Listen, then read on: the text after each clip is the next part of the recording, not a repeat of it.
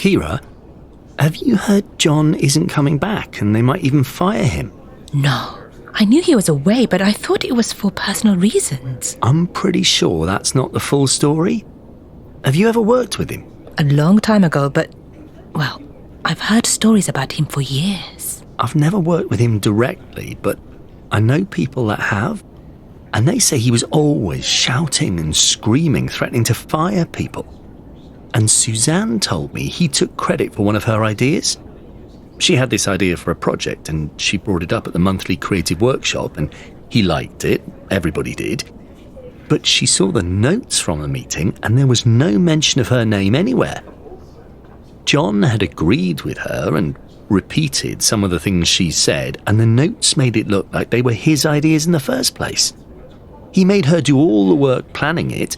Then when the project actually got started, it was that Cars one. Suzanne was moved to something else. It won an award, didn't it? Yeah, but Suzanne didn't get to share it. There was zero recognition of her contribution. She was furious, but she couldn't do anything about it.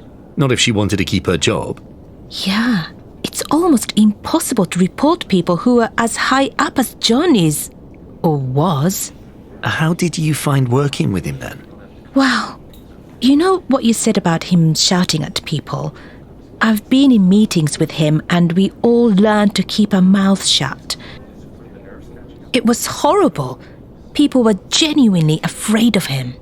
Did you ever see him stealing people's ideas? It was never that obvious. He was a genius. He had incredible vision, but, there was a whole team of people working with him.